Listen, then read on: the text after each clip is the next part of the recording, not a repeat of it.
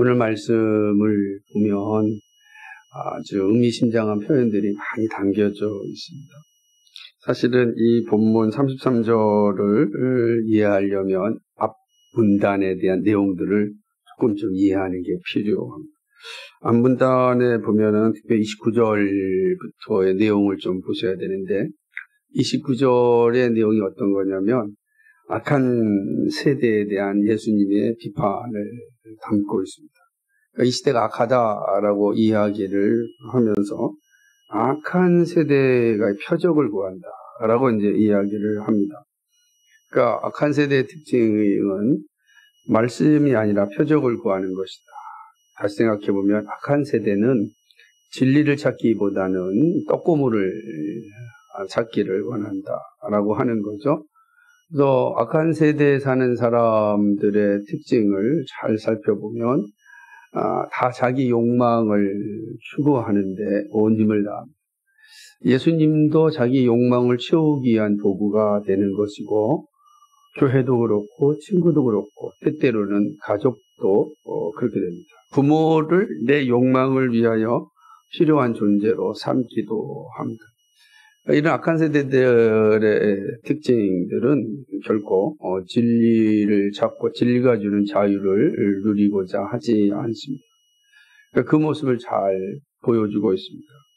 예수님은 이 표적을 보여달라고 하는 그러한 악한 세대를 향하여서 나는 너에게 보여줄 표적이 요나의 표적밖에 없다 이렇게 이야기하는 것입니다.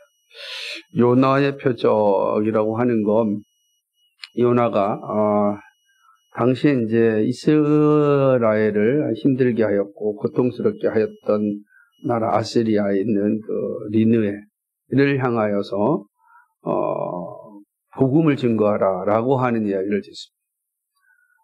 요나 입장에서는 그거 참 합당하지 않는 겁니다. 왜냐하면 원수한테 가가지고 사랑을 전하라는 게 이게 쉬운 일이겠습니까? 원수를 사랑하라라고 하는 것처럼 어려운 것이 없습니다. 그런데 하나님 니느웨에게 가서 하나님의 말씀을 전하여서 저들이 자신들의 죄로부터 돌이키고 구원함을 받게 하라라고 하는 명령을 받았습니다. 요나는 여러 번 이렇게 하나님의 말씀을 따르지 않습니다. 그러나 하나님께서 요나를 끝까지 이끌으셔서 물고기 속에 들어갔다가 3일 만에 나와서 다시금 원래대로 니느웨로 가게 하십니다. 그리고 니느웨로 가서 자기는 원치 않지만 하나님의 명령이 여기까지 왔으니 그가 하나님의 말씀을 전합니다.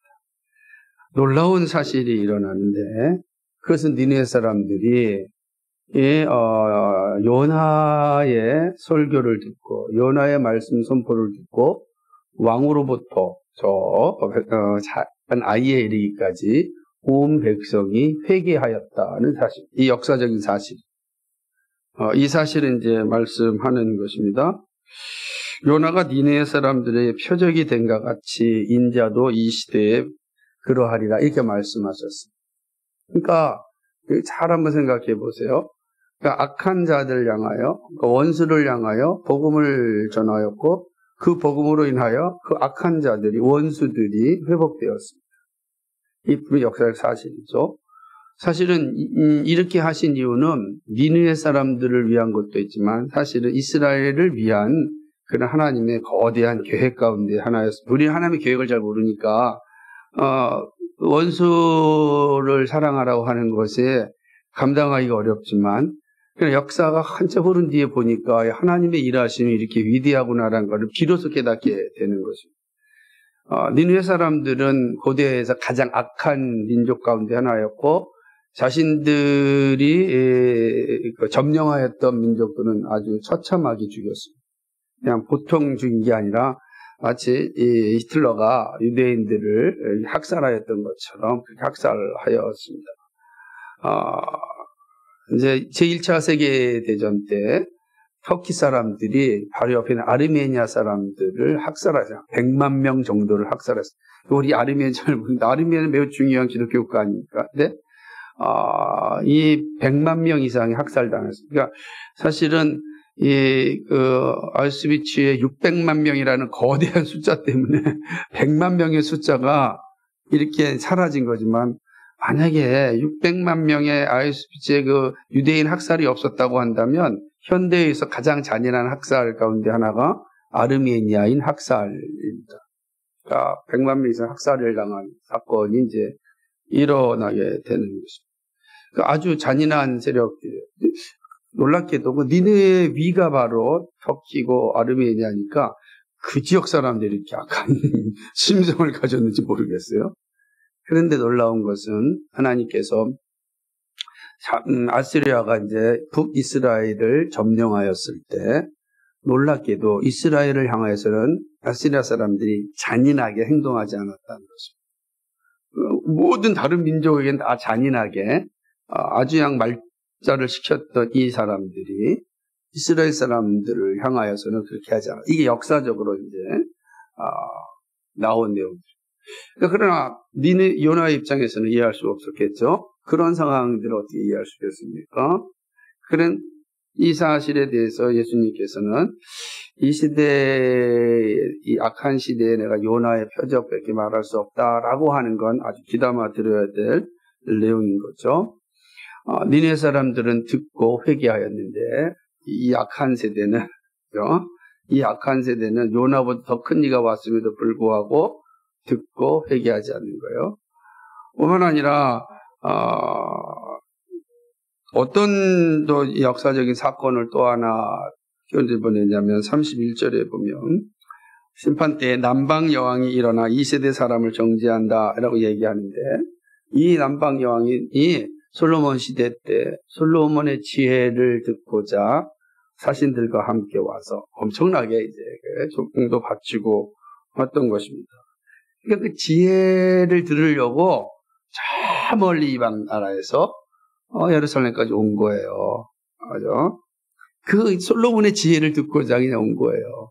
예수님이 말씀하십니다. 역사 사실이니까 실제로. 예수님이 뭐라고 말씀하시냐면, 솔로몬보다 더 크니. 왜냐하면 솔로몬의 지혜는 누가 주셨습니까?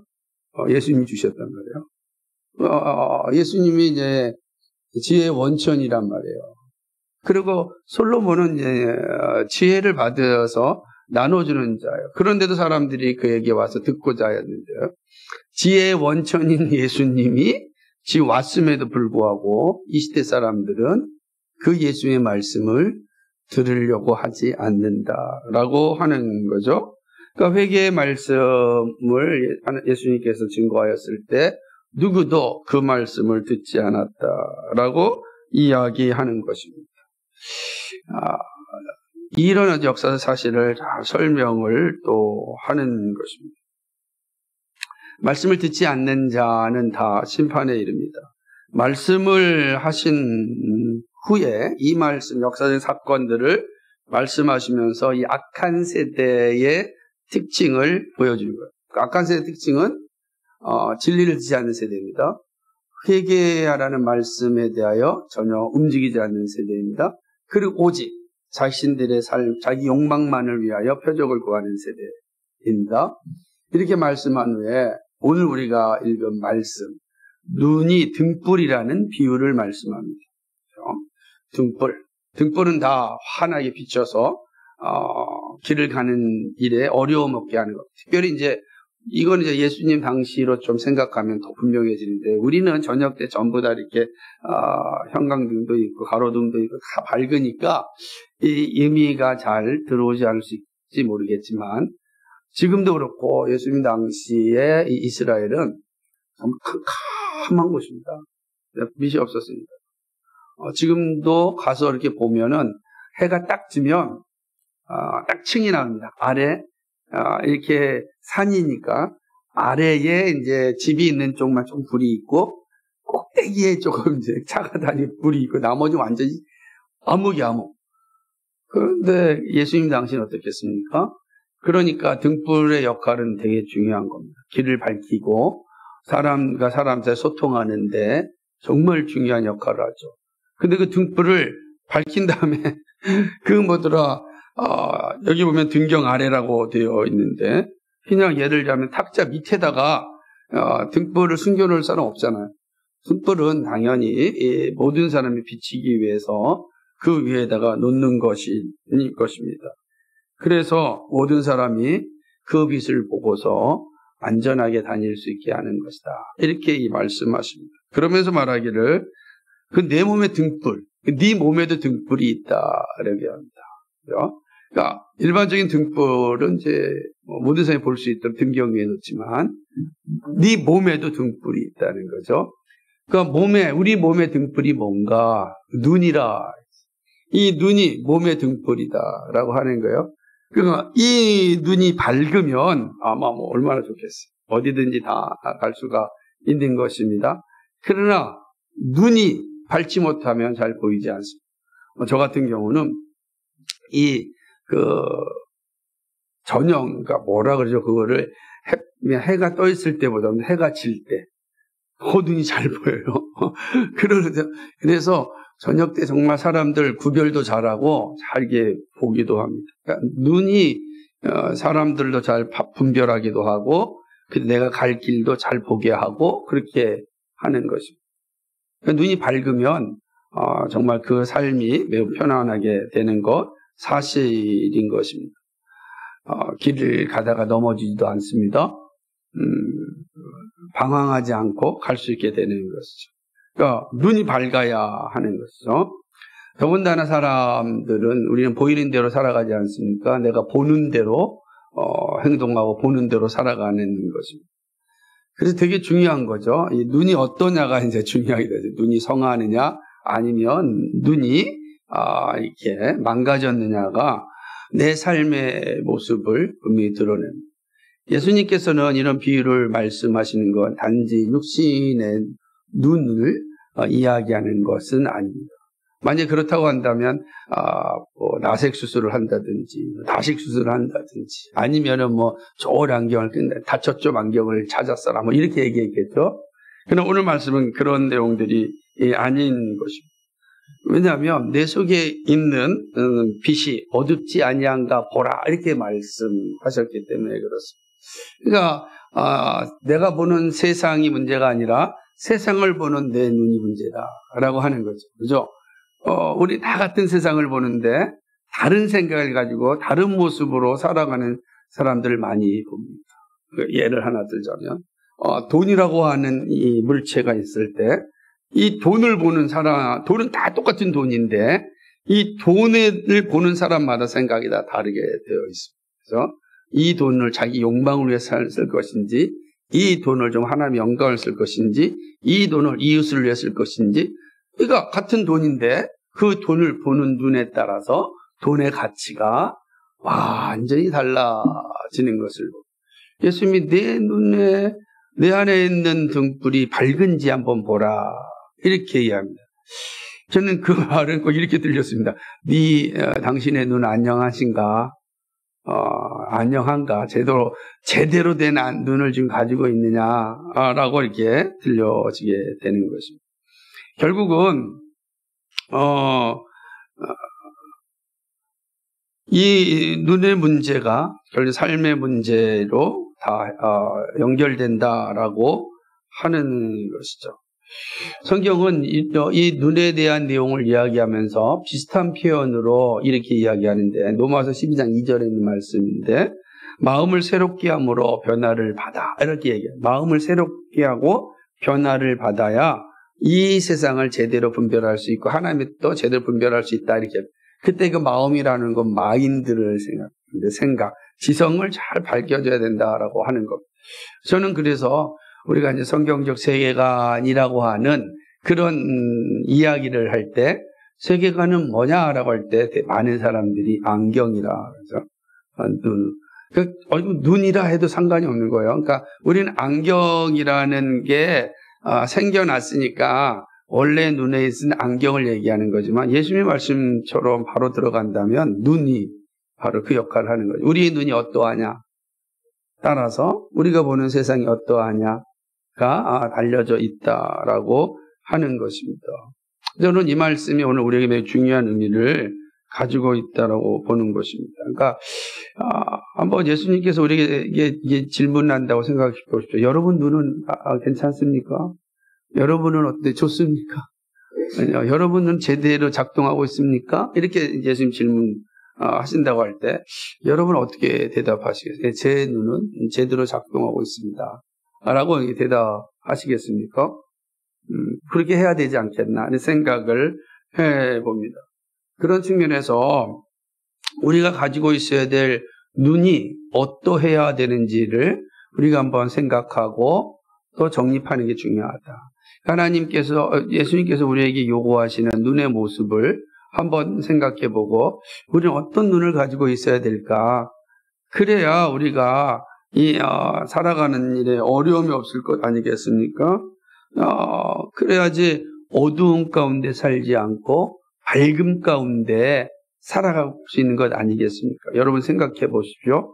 밝은 태양이라 할지라도 눈이 어두우면 우리가 밝은 태양을 볼 수 있겠습니까? 못 본단 말이에요. 여전히 껌껌하고 어둡게 살아가는 것 아니겠어요? 대낮을 걸어간다 할지라도 내가 눈이 상하면 아무것도 볼 수 없는 겁니다. 그러니까 눈이 건강해야 돼요. 눈이 건강해야 돼요. 그래야지 내가 살아가는 삶이 건강해질 수 있다는 것입니다. 그런 결과론적으로 우리는 어떤 눈을 좀 가져야 될까? 특별히 오늘 이제 모세 공동체 감사 예배로 드리는데, 이제 모세 공동체 결혼하신 분들이 되게 결혼하신 분들이 가지고 있어야 할 눈이 되게 중요해요. 왜냐하면 결혼하신 분들은 이제는 이 사회 속에서 그래도 이제 중간급의 자리에 이르게 되고 자녀들을 기르는 가정을 갖게 되고 그리고 또 아까 우리 김학수사님이 기도했던 것처럼 형이자 또 선생이자 남편이자 회사에서는 또 대표도 되고 다양한 영역 가운데 있는 것입니다. 그러니까 청년 때는 내 눈 하나 가지고 있으면 되겠지만 장년이 되면 그 눈이 정말 중요한 역할을 하게 되는 것입니다. 아까 잠깐 재밌는 에피소드가 있었는데 청년들은 자기 몸을 막 관리하잖아요. 살도 찌고 막 그럴 때 그 몸 관리가 언젠가 확 바뀌게 되냐면 이성을 만나면 막 바뀌게 되잖아요. 그죠? 그러니까 이성을 만나기 전에는 그냥 대충 입다가도 이성을 만나면 이제 몸도 신경 써야 되고 신경 쓸 게 되게 많아지게 되는 거죠. 되게 이제 그거 하나만 하지만 그래 장년이 되면 이제 자녀가 생기죠. 여러 가지 환경적 변화를 가지면서 그 무게가 되게 중요하게 다가옵니다. 더군다나 한 사회를 이끌어가야 될 책임을 가지고 있습니다.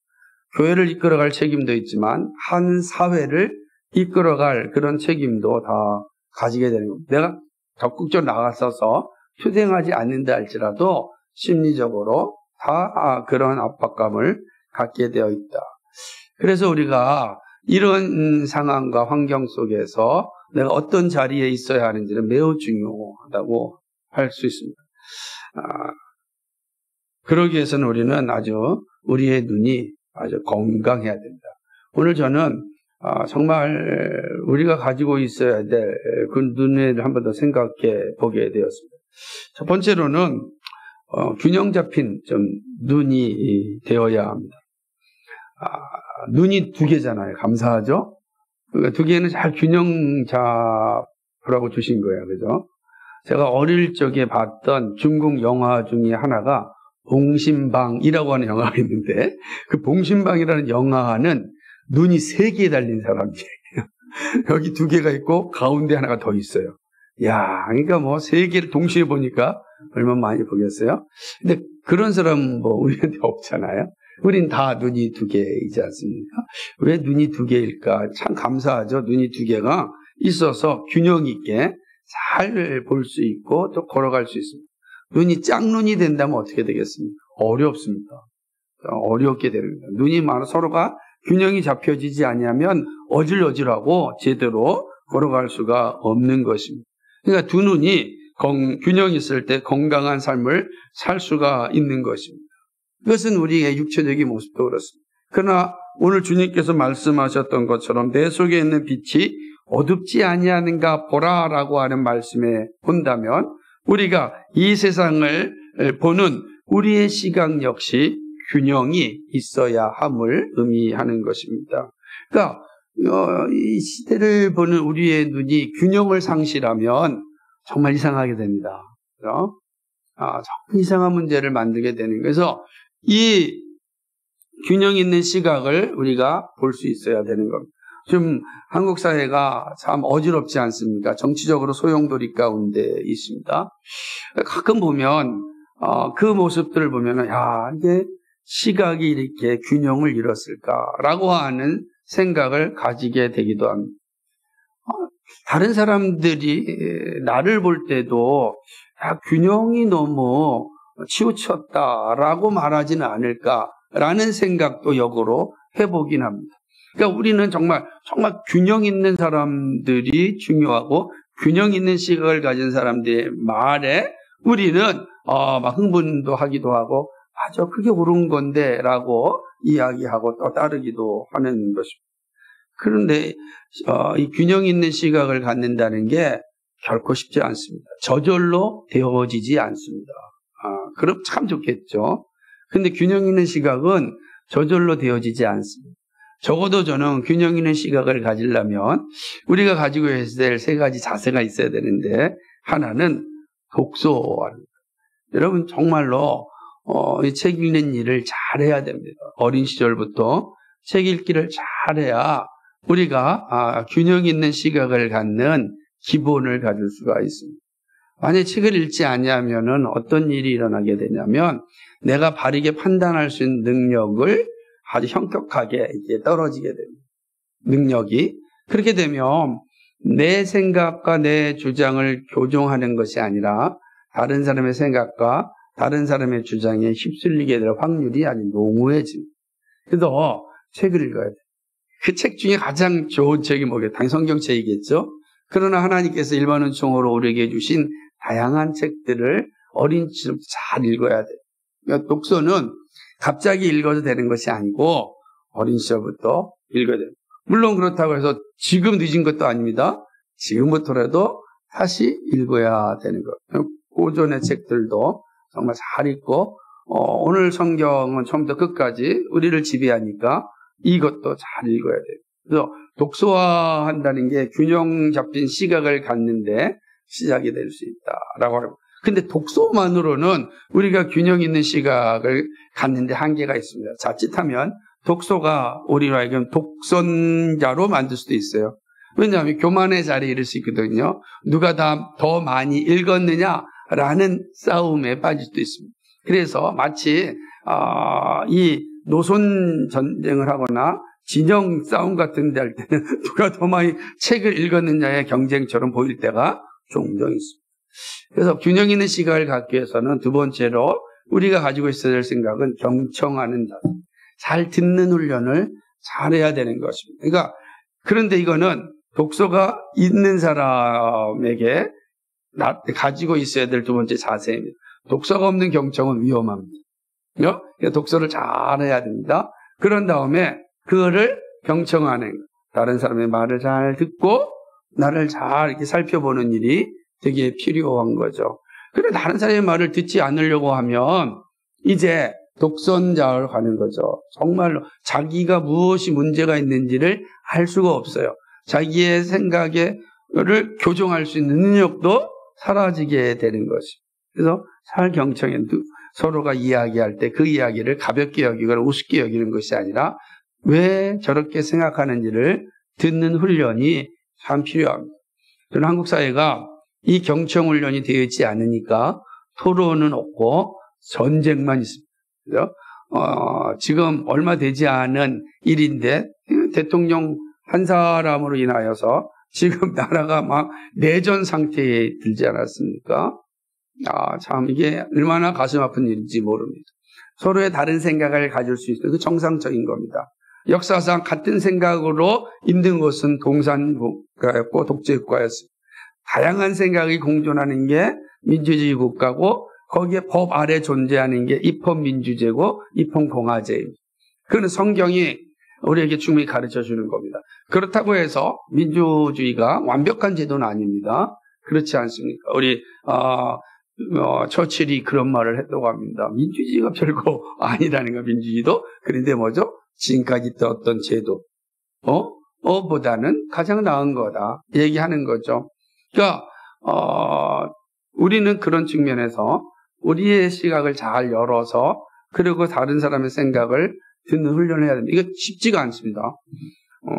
이렇게 나이가 먹어도 잘 안 되는 게 이 경청하는 것. 그래서 끊임없이 훈련을 해야 되고 완벽하게 했기 때문에 하는 것이 아니라 잘해야 됩니다. 저는 그런 측면에서 조선시대에 아주 유명한 도학자였던 세계 위항과 기대승의 고봉 기대승의 이 서로의 대화와 경청은 정말 우리가 배워야 되는 겁니다. 예. 기대승은 이제 우리 고양시에서 있는 또 고양시가 이렇게 자랑하는 인물 아닙니까? 중산동 쪽에는 기대승의 그 묘도 있고 그래서 저는 처음에 이 원당역을 보게 되면 옆에 그 기씨 가문의 그 이렇게 사당이 있지 않습니까? 기씨. 아무래도 기씨가 생각이 안 나는. 기씨가 누가 있을까? 그죠? 그런데 바보 같더라고요. 왜냐하면 고봉 이게 호만 생각해가지고 고봉 선생님만 생각했는데 어느 날 고봉 기대승 여기 젊은 40대들이 이게 나이 7, 80대가 됐던 세계 이황과 정말 당시의 사상에 대해서 정치에 대해서 문화에 대해서 역사에 대해서 끊임없이 이야기하고 서로 그 이야기를 듣는 이야기들이 책으로 다 나와 있는데 그런 아름다움이 있을 때 사실은 나라가 발전하게 되고 공동체가 건강하게 되는 것입니다. 그래서 자꾸만 정직한 질문과 정직한 답을 하자고 제가 늘 말씀하는 이유 중에 하나가 뭐냐면 경청이 우리로 하여금 균형 잡힌 시각을 갖는 그런 시이기 때문에 그렇습니다. 그러나 독서와 경청만으로는 우리가 온전하고 건강한 시각을 가질 수 있는 건 아닙니다. 세 번째 다른 중요한 건데 자기 성찰이 있어야 됩니다. 그러니까 나를 잘 돌아보는 일들이 정말 중요한 모습이다. 그래야 우리의 눈이 건강해야 됩니다. 자기 성찰이 없는 사람은 반드시 독선주의자로 가거나 교만한 자리에 이르게 되는 것입니다. 그러니까 성찰한다는 건 자기를 돌아본다는 것 아니겠어요? 우리가 성경에 가르친 대로 생각한다면 내가 누구인지를 하나님 앞에서 단전히 살피는 겁니다. 그래서 믿음의 선배들은 그 표현을 뭐라고 표현했냐면 코람데오라 그랬어요. 하나님 앞에서. 하나님 앞에서 내가 어떤 존재인지를 생각해보고 내가 읽고 들었던 것들이 과연 그런가 하고 살피는 거죠. 사도행전을 보게 되면 바울이 데살로니가에서 복음을 전하다가 이제 핍박을 받아서 도망간 곳이 어디냐면 베레아 지역이었습니다.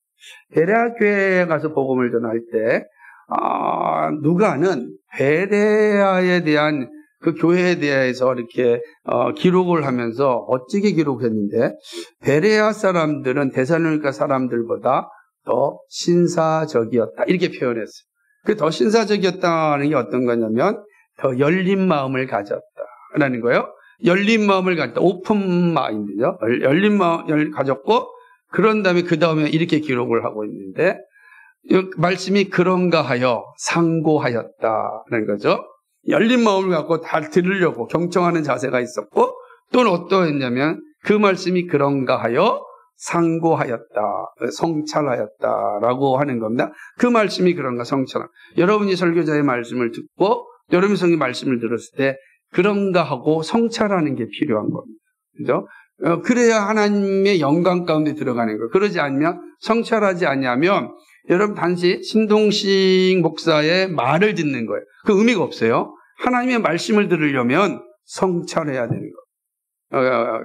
한국교회가 제가 금요일날 제가 말씀드렸듯이 목사들이 영광을 받아서 문제가 됐다.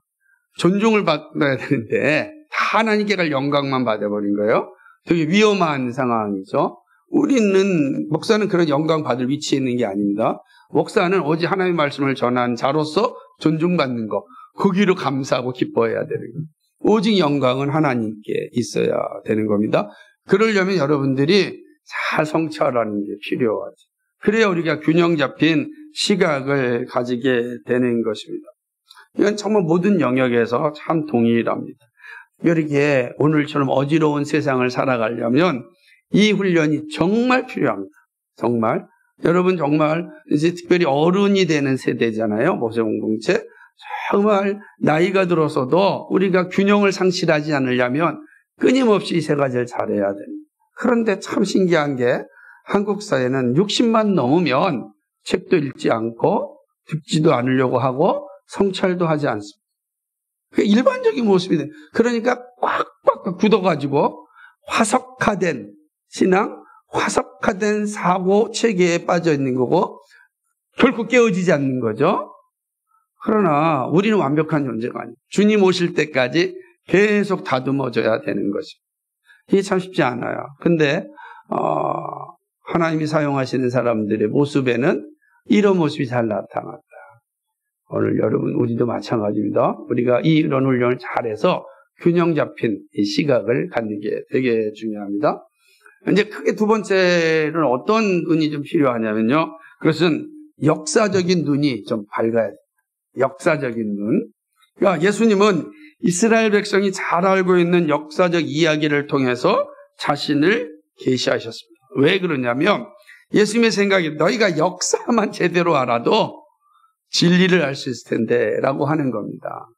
아니 이미 이스라엘 백성들에게 나타난 그 역사적인 사건들을 잘 생각해 본다면 아마 어리석은 자리에 이들은 서 있지 않을 것이고 어리석은 질문을 하지 않을 것입니다. 그러나 역사적인 눈이 어둡기 때문에 이들은 오로지 보이는 현실 그리고 자기 욕망에 비친 그 모습만 이야기한 것입니다. 여러분 기억하셔야 될 것이 있는데 사단은 이 반복적인 역사를 통하여 우리를 매우 고통스럽게 하는 것입니다. 역사가 계속 반복되거든요. 그죠? 우리나라에 1980년도에 일어났던 계엄이 또 일어날 것인가? 아마 아무도 생각하지 못했지만 아직 뭐 이제 그 헌법재판소의 판결이 남아있긴 하지만 그러나 계엄이 또 역사 속에 일어난 겁니다. 그러니까 역사를 잘 볼 수 있어야 되는 거죠. 그러나 그 이전에는 계엄이라는 게 없어요. 왜 그러죠? 왕조 시대는 계엄이 없는 겁니다. 그럼 잘 보면 왕조 시대는 계엄이 없었지만 뭐가 있냐면 반정이 있었다. 뭐 인조 반정이라든지 반정이 있어서 아예 왕을 끌어내리는 일들이 역사 속에 반복했습니다. 그때마다 나타나는 현실이 뭐냐면 백성들이, 국민들이 매우 고통스러운 시간을 보내야 했습니다. 나라는 아예 무질서하게 됐습니다. 그리고 끔찍한 경제적인 어려움들이 찾아오게 되었습니다. 지금 우리도 마찬가지 아니겠습니까? 그러니까 지금 되게 우리의 현실과 역사 속에서도 우리는 지금 이전에 했던 역사를 지금 기억해야 됩니다. 그러니까 이런 것들이 얼마나 어렵고 힘든가. 그럴 때 이 역사적인 어려움을 어떻게 극복하고 새로운 길로 가게 되었는지를 우리가 늘 살피는 게 매우 중요하다라고 하는 거죠. 그래서 우리는 역사적인 눈이 잘 밝아야 돼요. 역사적인 이해를 잘 가지고 있어야 되는 것입니다.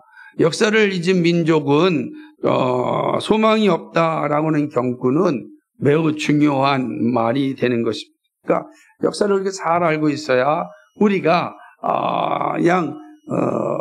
사람들에게 휩쓸리지 않습니다. 그래서 저는 그래서 최근에 한국 사회를 보면서 역사를 아는 사람들의 글, 역사를 아는 사람들의 해안이라는 게 이런 거구나라는 것을 종종 읽어볼 수가 있었습니다. 역사를 아는 사람들은 쉽게 이야기하지 않고 함부로 말하지 않습니다. 그리고 정말로 왜곡된 길에 서지 않는다라고 하는 것이죠. 그래서 우리는 역사적인 눈이 밝아야 돼요.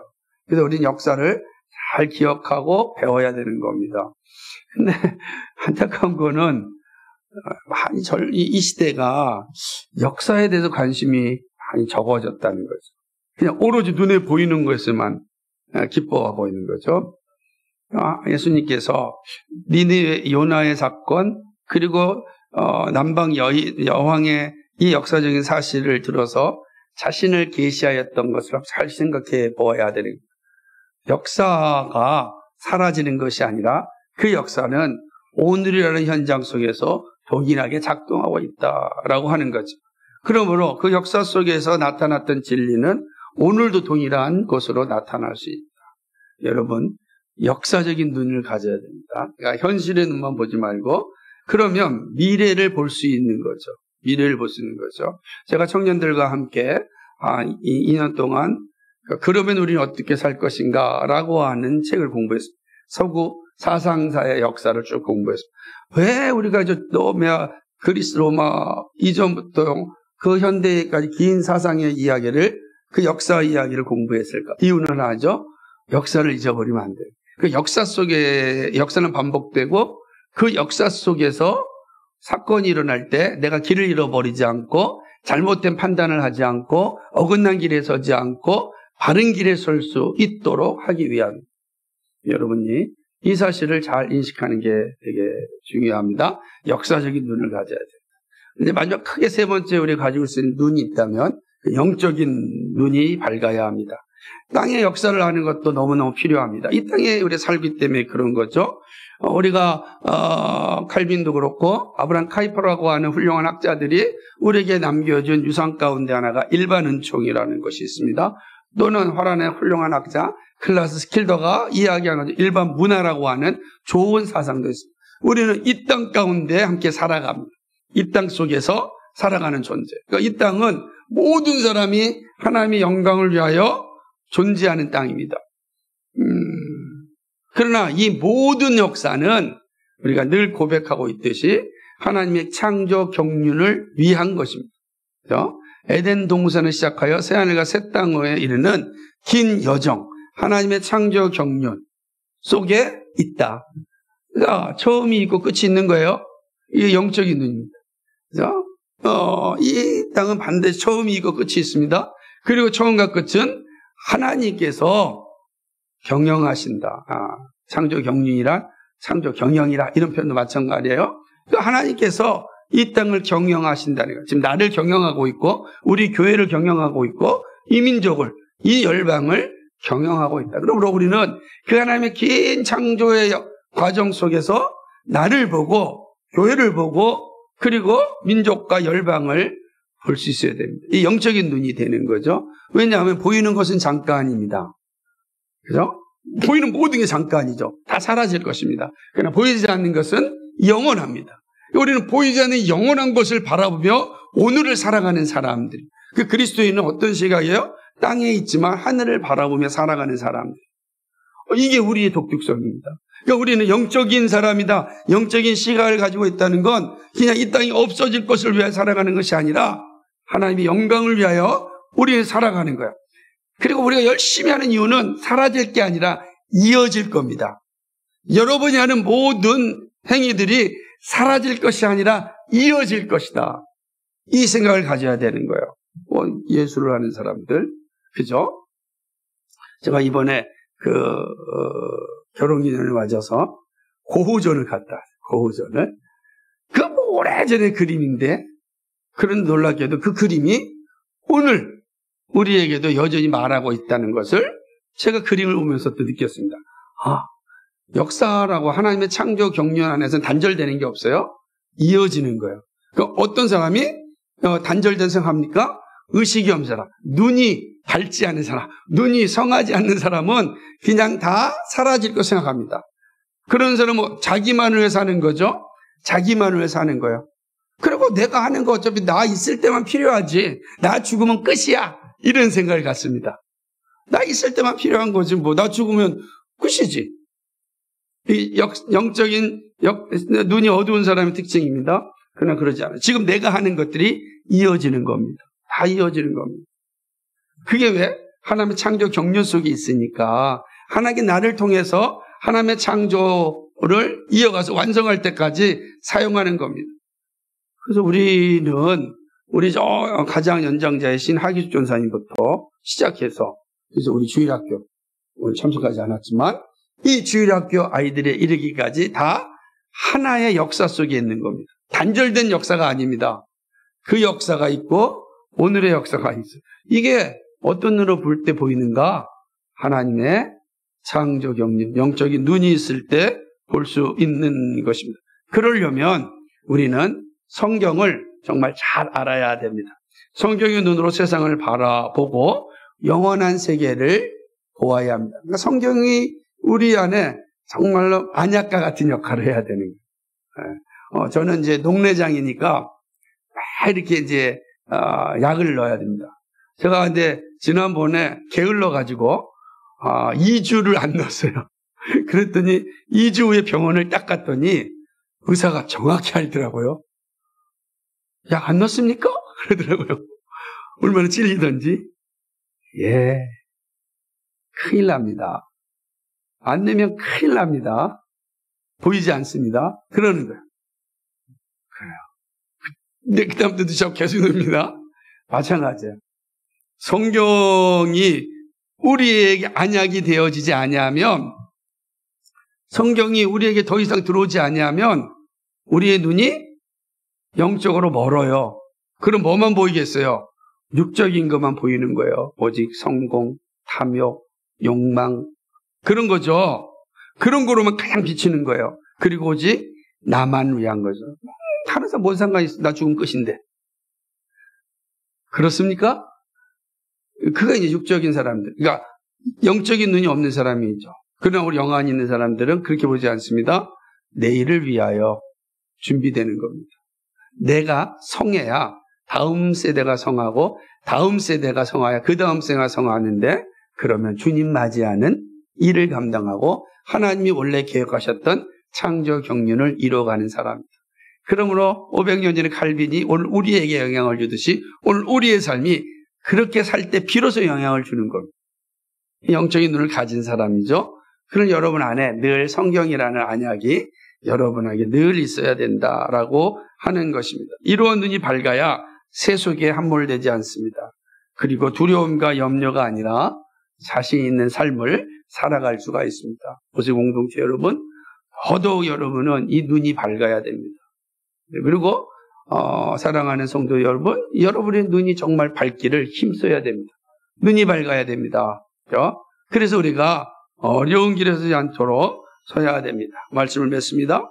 궁극적으로 성경의 눈, 성경으로 교정받을 수 있는 눈이 필요합니다.